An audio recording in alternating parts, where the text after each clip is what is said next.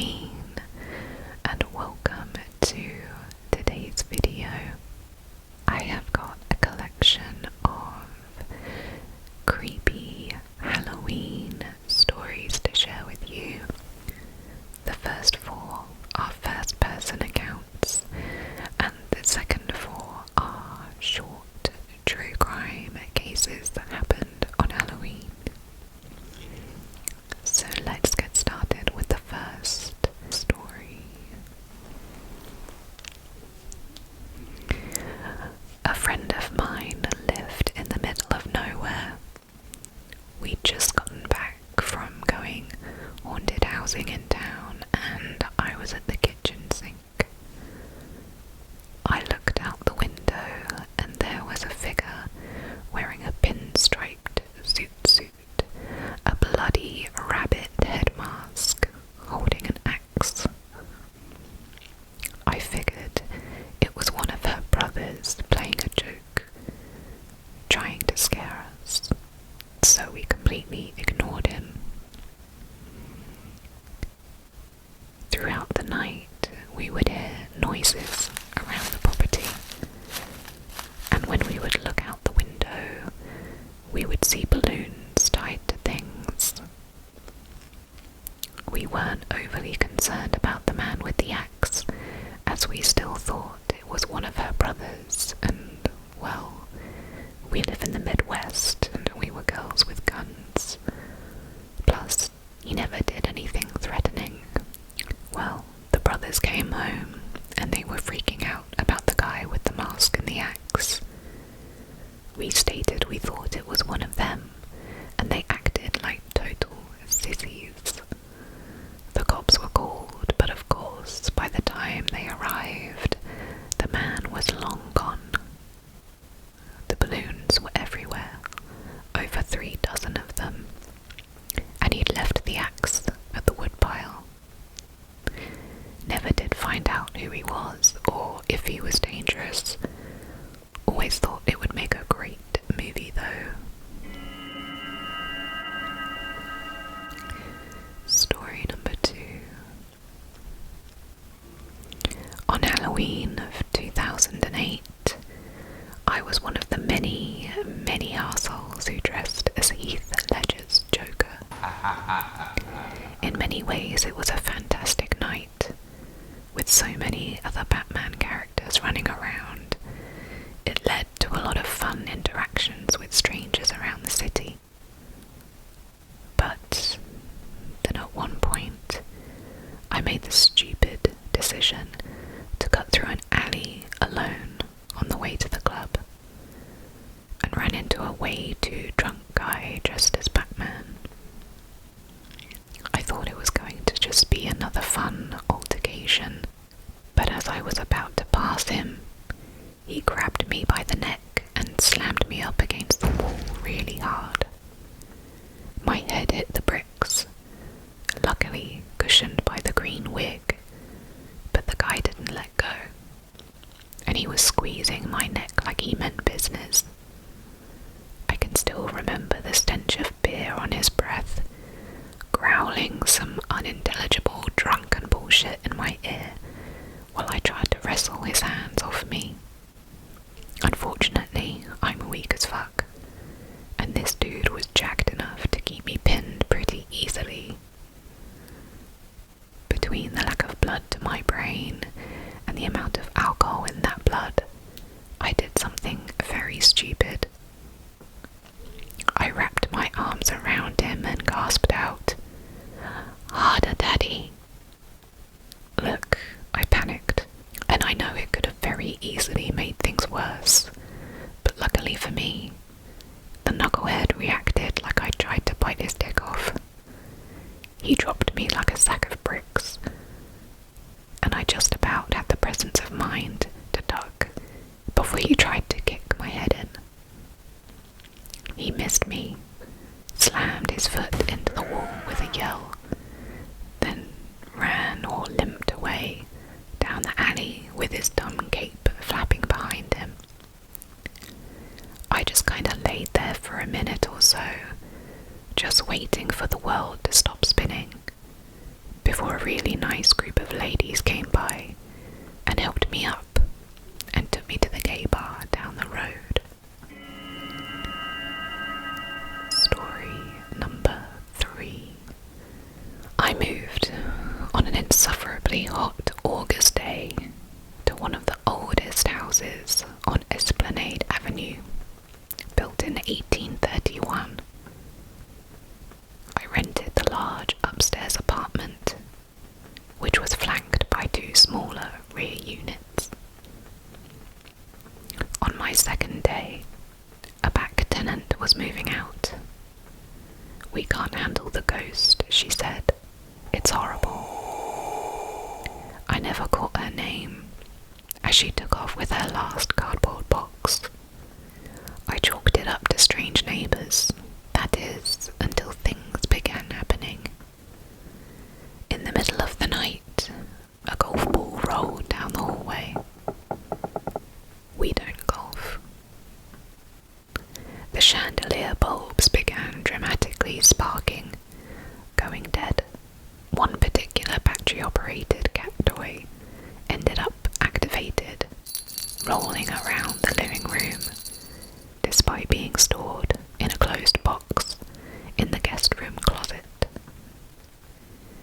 Halloween 2019 arrived, and my friend RJ flew in from New York. We decorated. Black lacquer skulls, purple fairy lights, plastic ghouls, and faux spider webs. From our hangovers the following morning, we marked the first big party a success. Threw all the decorations in an unorganized pile on the table and sourced last-minute Annie DeFranco tickets. We returned just after midnight. I collided with RJ's back as he stopped dead. Every Halloween decoration was placed carefully and deliberately on the table. A shrine, made of Party City kitsch, was encased in plugged-in fairy lights. 4 big skulls faced us, grinning. The effect was awful.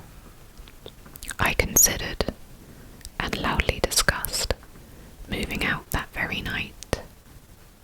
Instead, we unplugged the shrine, threw everything into storage boxes, and tried to sleep.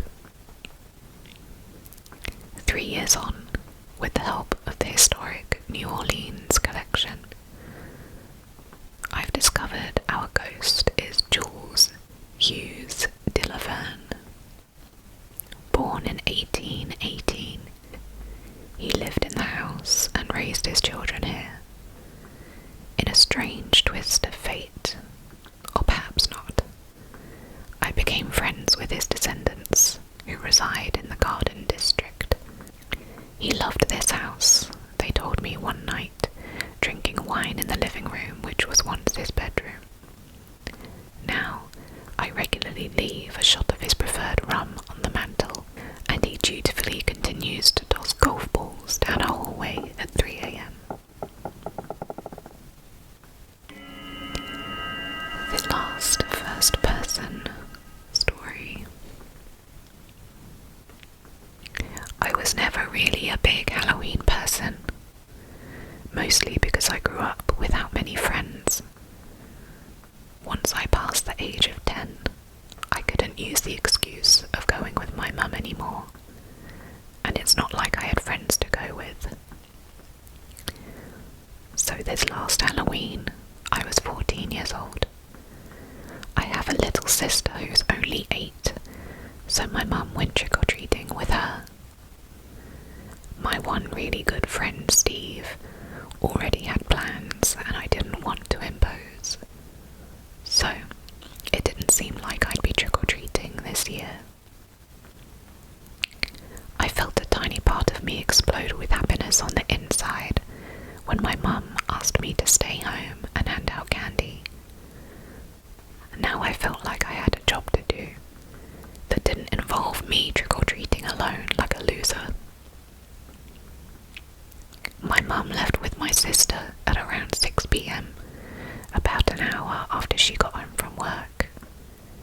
She told me to expect her back around 9, so I was relaxing on the couch in the living room, watching the scary movie marathon on AMC, and occasionally answering the door to give candy to the kids.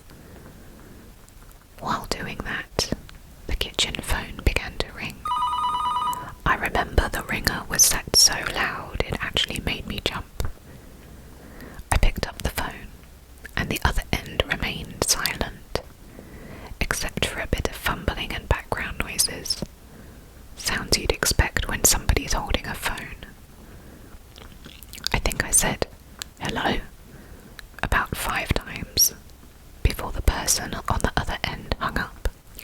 I just knew it was somebody pulling a Halloween prank on me. What else could I do but ignore it?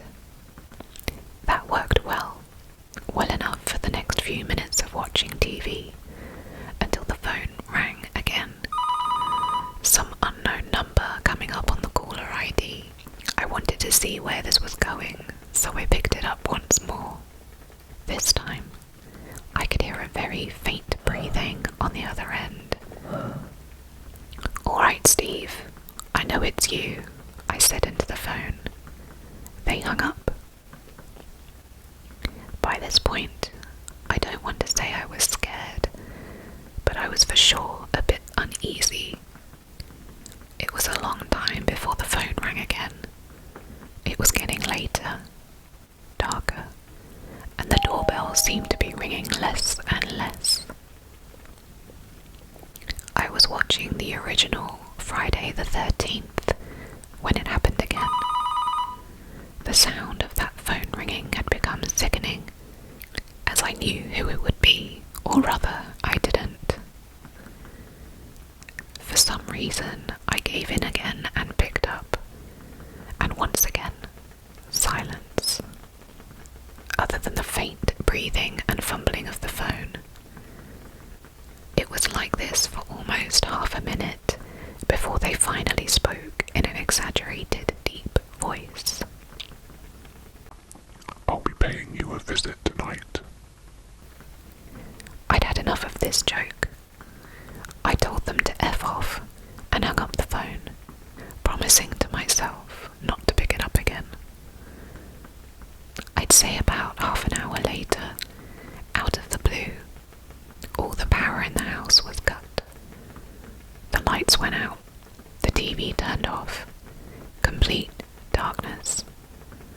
I stood up, now frozen in fear, when loud and angry thumping came from the front door. I completely lost it and began screaming like a girl. But there was something coming from outside. Laughter. I recognized that laughter. I opened the door and there he was, Stephen. I shoved him nearly down the steps out of anger. "So that was you who made those dumb phone calls?" I asked. He nodded while laughing. "It didn't sound like you on the phone. Let me hear you do that voice again," I said. "What?" He seemed confused. "I didn't say anything, you idiot. I just called and did that heavy breathing." I thought he was lying at first, but then my heart dropped. I had him follow me to the fuse box outside. Just as I feared, it had been opened and all the wires had been snipped. I think we ran faster than any Olympic champion back into the house. I called my mum, who told us to stay inside and wait for the police, who she then called. The call was traced to a payphone outside of a nearby bar. I still wonder, was this just a dumb Halloween prank gone too far? Or was it a potential break-in and God knows what else waiting to happen? I don't think I ever want to find out.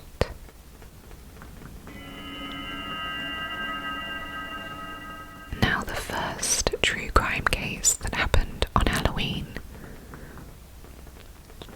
It was Halloween night in 1974, and 8-year-old Timothy O'Brien was happily enjoying the spoils of an evening spent trick-or-treating. Like countless other children, he sat surrounded by candy, savouring his hard-earned treats. But less than an hour later, Timothy was convulsing violently.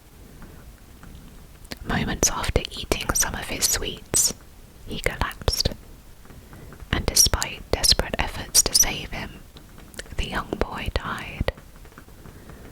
The quiet community of Deer Park, Texas, was thrown into panic.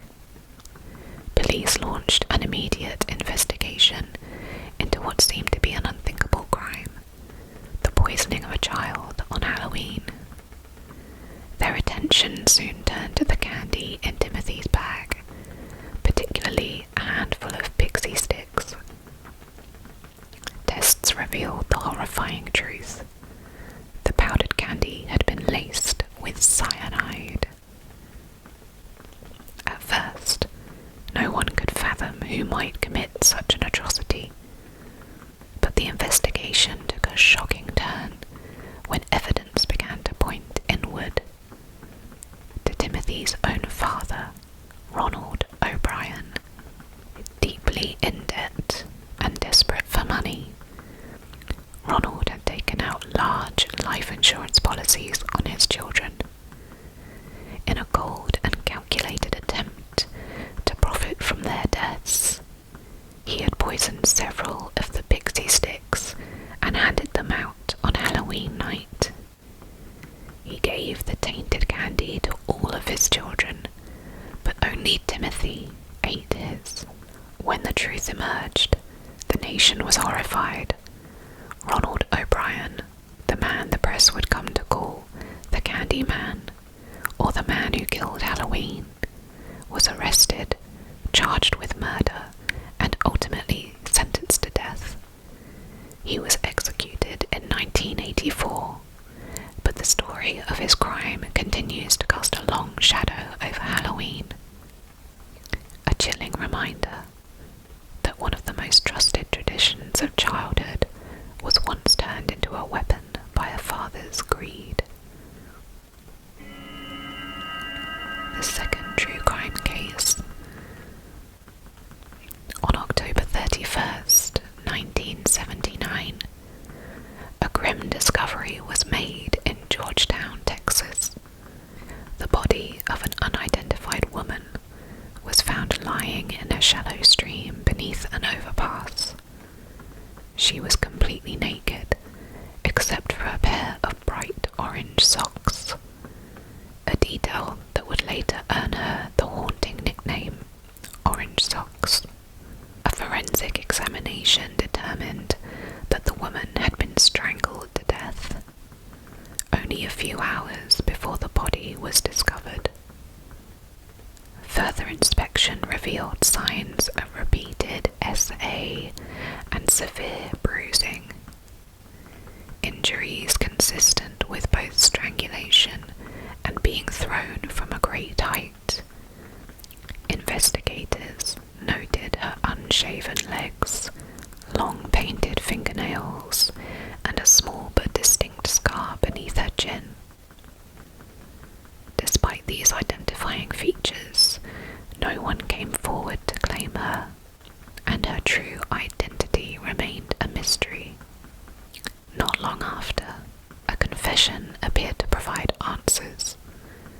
Serial killer Henry Lee Lucas claimed responsibility for the murder of Orange Socks. Although there was no physical evidence connecting him to the scene, Lucas described the crime in unsettling detail.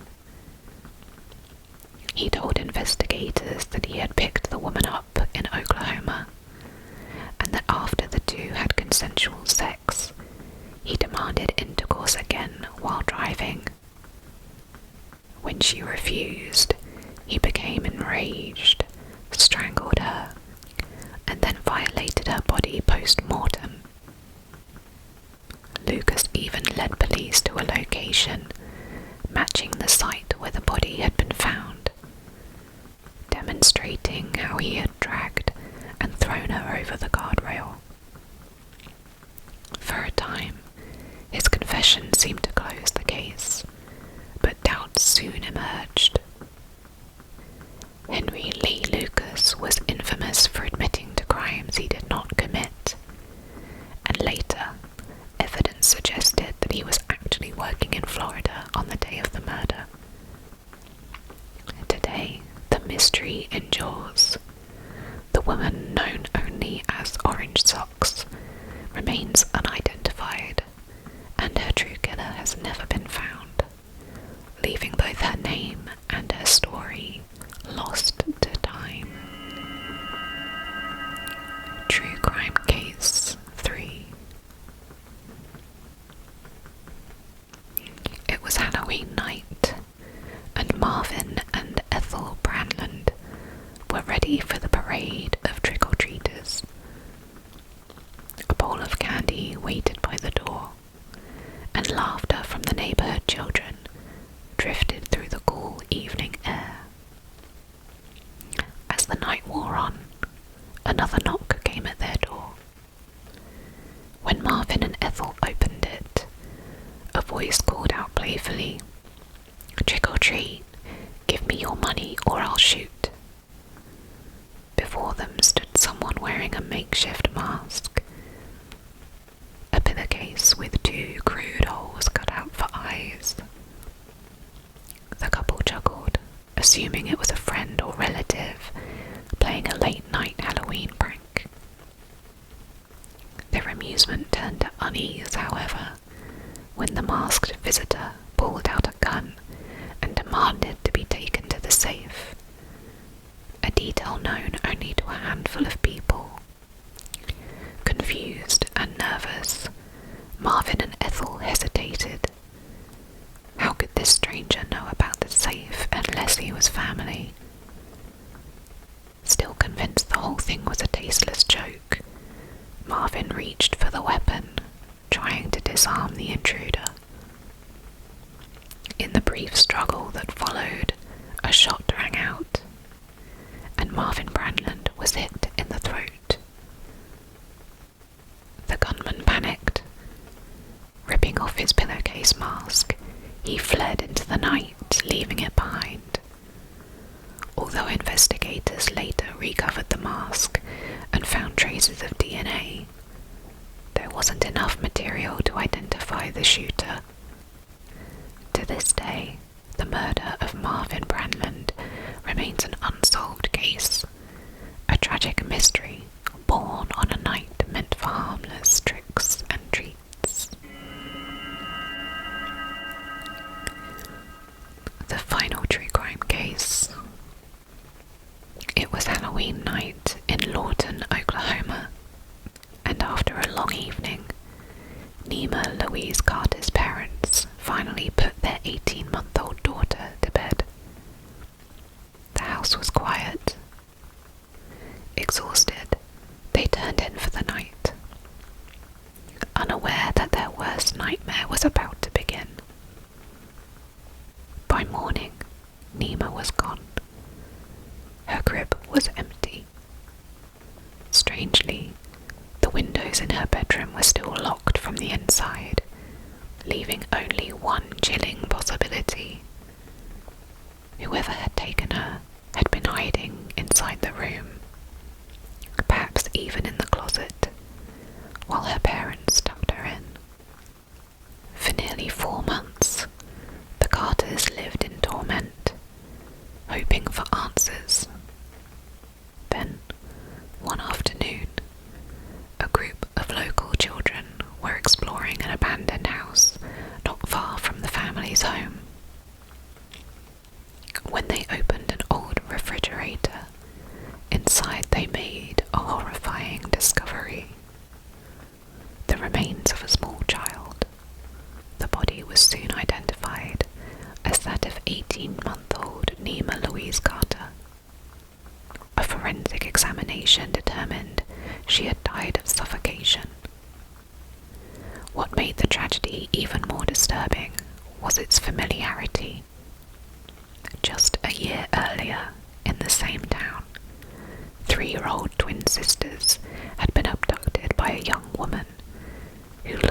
away from home. The twins were found locked in a refrigerator inside another abandoned house.